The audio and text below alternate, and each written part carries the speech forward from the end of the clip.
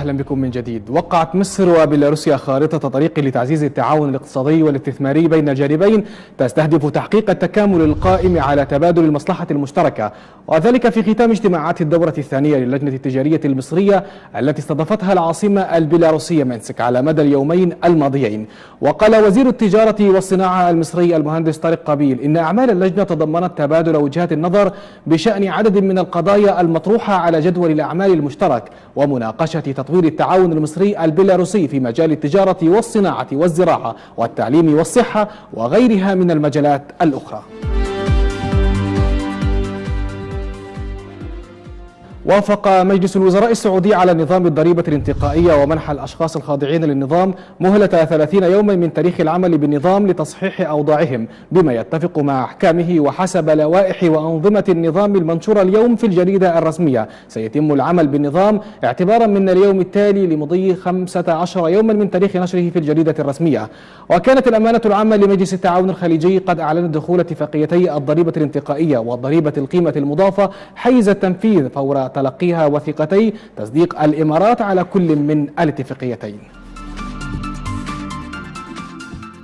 أكد وزير الطاقة السعودي خالد الفالح أن الدول المنتجة للنفط اتجهت إلى الخيار الآمن باتخاذها قرار تمديد خفض إنتاج الخام لمدة 9 أشهر تنتهي في مارس من العام المقبل بنفس وتيرة الخفض السابقة، معتبرا أن النفط الصخري لن يؤثر على عمل المنتجين. وأشار الفالح إلى أن قرار أوبك وضع في اعتباره عوامل كثيرة تتعلق بالعرض والطلب والظروف الحالية والمستقبلية للسوق خلال الربع الأول من العام المقبل.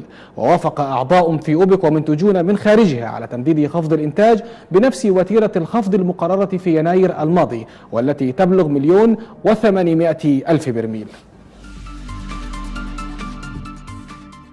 عدلت وكالة موديز للتصنيفات الائتمانية نظرتها المستقبلية لتصنيف إمارة أبو ظبي من سلبية إلى مستقرة. وأوضحت الوكالة في تقرير لها أن العامل الرئيسي وراء تغيير النظرة المستقبلية لتصنيف أبو ظبي هو الإجراءات المتخذة لمواجهة انخفاض أسعار النفط عن طريق تسريع الإصلاحات، إضافة إلى توقعات نمو اقتصاد أبو ظبي المدعومة بقوة النظام المصرفي. وتوقعت موديز تراجع عجز ميزانية أبو ظبي إلى 2% من الناتج المحلي الإجمالي في خلال العام الجاري وإلى 0.3% خلال العام المقبل.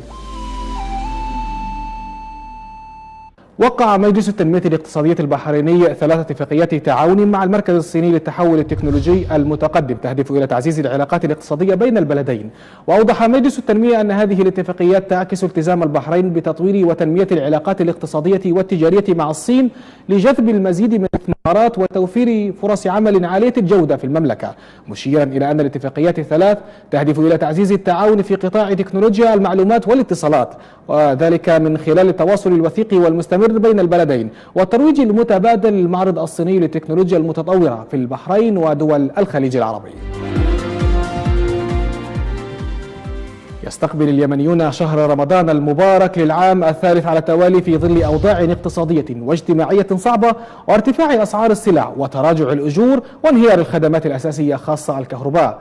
وقدرت إحصاءات الحكومة ومنظمات دولية معدل التضخم في اليمن بنحو 30%، ما أدى إلى تآكل القدرة الشرائية للمواطنين وتدهور معيشة محدود الدخل. مراسل صوت العرب في اليمن الزميل عبد الولي المذابي رصد في أحد المجمعات الاستهلاكية آراء بعض المواطنين حول أسعار السلع قبل شهر رمضان. نتابع.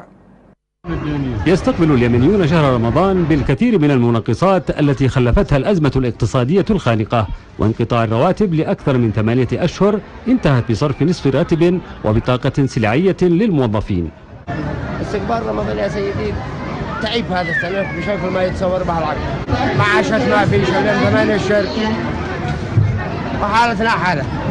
يشعر المواطن بضغوطات كبيرة لا سيما وانقطاع الرواتب المستمرة منذ أكثر من 8 أشهر، ورمضان يحتاج إلى مصاريف كثيرة، والموظف البسيط والمسكين لا يوجد معه ما يغطي احتياجات الناس بدون شهر رمضان. الحلول التي قدمتها الحكومة يراها البعض جيدة والبعض يقول أنها غير كافية في ظل الارتفاع الكبير في أسعار السلع. بالنسبة للأوضاع والمعالجات التي عملتها الخطوبة كانت معالجات طفيفة ولا تذهيب الغرض، لأن معظم الناس الذين ذوي الدخل المحدود مثلا راتبه 50,000 الدولة 30 يعني 20,000 ما تكفي ما تعمل. الغلاء في الأسعار أكيد أنه موجود، غلاء في الأسعار يختلف على السنة الماضية. بالنسبة للرواتب حتكون مؤثرة، لكن الشعب صامد وما يجعل الله خير إن شاء الله. الموظف وضع يعني صعب جدا بدون رواتب أكثر من 9 شهور.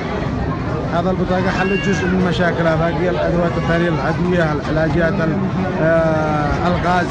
الغاز أكبر مشكلة معضلها الآن.